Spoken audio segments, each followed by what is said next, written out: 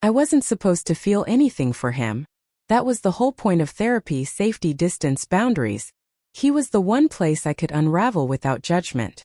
And for 6 months I did. Week after week, I showed up, raw and quiet, sitting across from the man who somehow knew how to hold my silence better than anyone ever had. He never pried. He just waited, like he trusted me to fill the space when I was ready. And eventually I did. I told him things I hadn't said out loud in years. About my father's temper. The way I disappeared into relationships just to feel needed. How I felt like I was performing fine every day, but inside I was shivering. And he listened, always with that steady gaze, those calm hands folded in his lap. Always just enough presence to make me feel seen, but never too much to make me feel exposed. Until it changed. It was subtle. Pause that held too long. A look that lingered when it should have passed. The way he said my name slower, softer, like it meant more than just a patient file. At first I thought I was imagining it. I'd leave our sessions flushed, unsettled, telling myself it was just transference. That thing therapists always warn about. The confusion between healing and attraction. I read articles. I reminded myself of the rules. But it didn't stop the way my breath caught when our eyes met. It didn't stop the way I started choosing clothes more carefully on Wednesdays.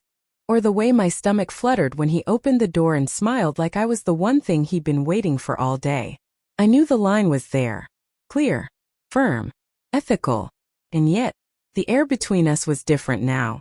Charged. Careful. Like we were both holding something back, not just words but gravity. He hadn't touched me. He hadn't said anything inappropriate. But something had shifted. And the most dangerous part, I didn't want it to stop.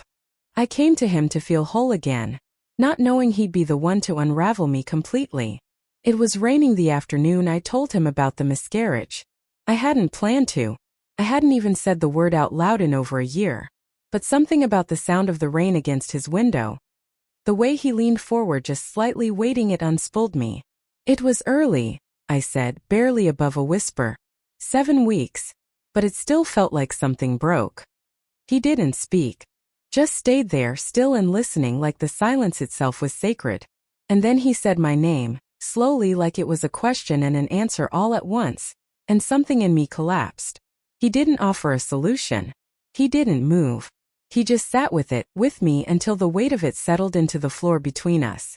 And in that moment, I felt something shift in my chest. Not relief exactly, but something close.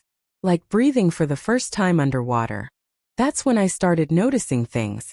Like how he never checked the clock when our time ran over. Or how his voice dropped when we talked about the past, like he was trying not to disturb it. Or how his eyes softened when I cried. Not with pity, but with something more intimate. Like he wasn't just hearing me, he was feeling it too. And then there was that moment. I was grabbing my coat after a particularly heavy session. My hands were shaking, fumbling with the zipper.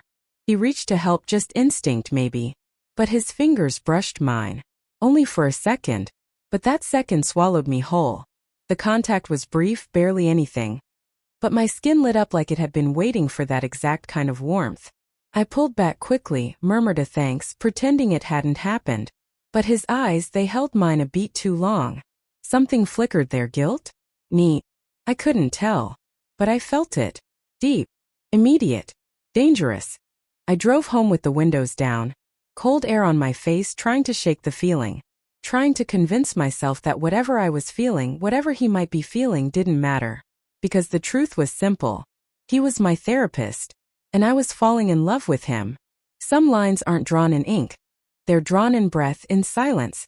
In the space where longing pretends to be listening. The next session felt different. Not because of what was said, in fact we barely touched anything personal. But something in the room had shifted. The way he sat, the way I crossed my legs, the way our eyes danced around contact like we were both afraid of setting something on fire. I was hyper-aware of everything. The way his fingers tapped his pen when he was thinking. The soft rasp in his voice when he asked, "How are you sleeping?" The way my own voice caught when I answered, "Better." Though that was a lie. I wasn't sleeping. I was remembering. The brush of his hand. The sound of his voice saying my name. The storm behind his eyes. We both pretended nothing had happened.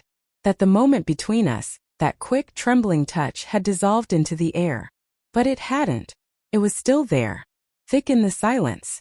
Tucked in every pause. Lingering in the places we didn't let our eyes go. That day I caught him looking at me while I wasn't speaking. Not clinically. Not professionally. But like I was something he'd never expected to want. And when I met his gaze, he didn't look away. Neither did I. The moment stretched. Tight. Barely breathing. He blinked finally and looked down at his notes like they held the answer to something bigger than either of us. I think, he said carefully, we should pause here today. Give you space to breathe. But he wasn't talking about me. We both stood slowly. My bag over my shoulder. His hand hovering just slightly near the door.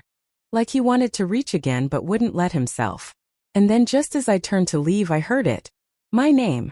Soft. Drawn out like he wasn't ready to let it go. I stopped. Looked back. He didn't say anything else. Just looked at me with that quiet storm in his eyes. And I smiled. I shouldn't have. But it wasn't a choice anymore. Sometimes the most dangerous thing isn't what we do. It's what we almost do. It started with a canceled session. A voicemail left in the late hours of the night. His voice low and strained. Something came up. I'll explain next time.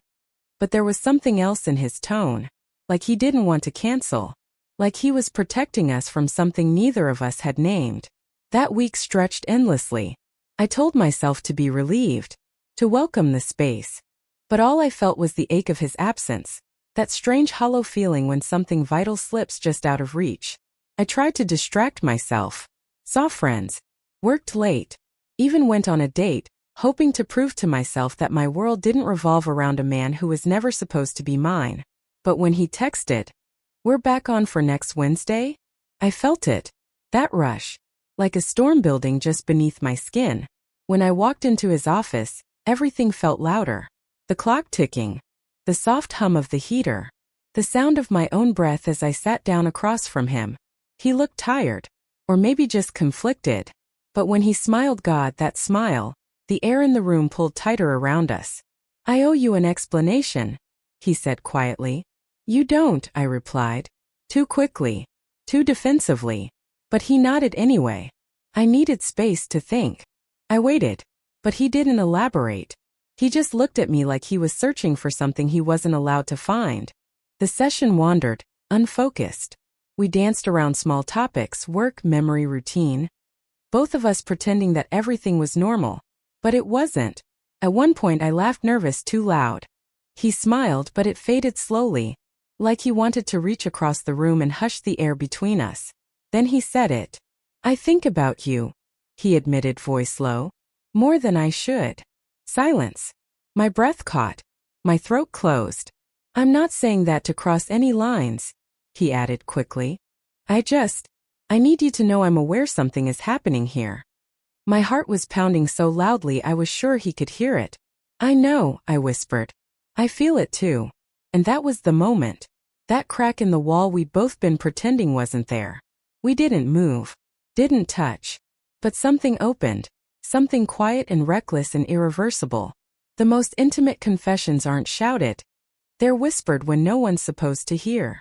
We didn't touch. Not yet. But the way he looked at me that day, like every word I'd ever said was folded inside his chest, that was enough to undo me. I couldn't stop trembling. Not visibly but deep inside. Like my nerves had slipped their skin and were reaching for him across the room. He stood up before I did. Walked to the window and stayed there for a while watching the street. I watched his back. The quiet tension in his shoulders. The way his hand gripped the edge of the frame like he needed something solid. And then without turning he said, "This can't happen." His voice was steady. Controlled. But it cracked at the end. I didn't respond. Because what was this? A glance? A thought? A fantasy we were both too afraid to name? "I took an oath," he added. "To protect you from harm. Not cause it." I stood then. Slowly. Carefully. My heart in my throat. "Do you think I feel harmed?" I asked barely above a whisper. He turned to face me. And for the first time he looked lost. "No," he said. "But I'm not sure we'd stop." I stepped closer. The air between us was electric, like if I reached out I'd spark. "I don't want you to be my therapist anymore," I said suddenly. I want to know what this could be. If we weren't pretending. He closed his eyes, breathed deeply. I could see the war in him. Ethics, desire, duty, hunger. When he opened them again, everything in his expression had shifted. The professional mask was gone. What was left was raw, unfiltered, wanting. He didn't touch me, but he didn't step back either. Instead, he said something I'll never forget. I dream about you. My breath caught. I felt it in my knees, in my fingertips, everywhere. And when I wake up, he continued, I hate myself for it, and I still don't want the dream to end. We stood there, inches apart. The clock on the wall ticking louder than it ever had before. And then the session ended. He walked me to the door like always. But this time, as I stepped into the hallway, our hands brushed. This time, neither of us pulled away. The first touch that matters doesn't ask permission. It just lingers, daring the world to look away. I didn't go home that night. I didn't plan it. I didn't plan anything.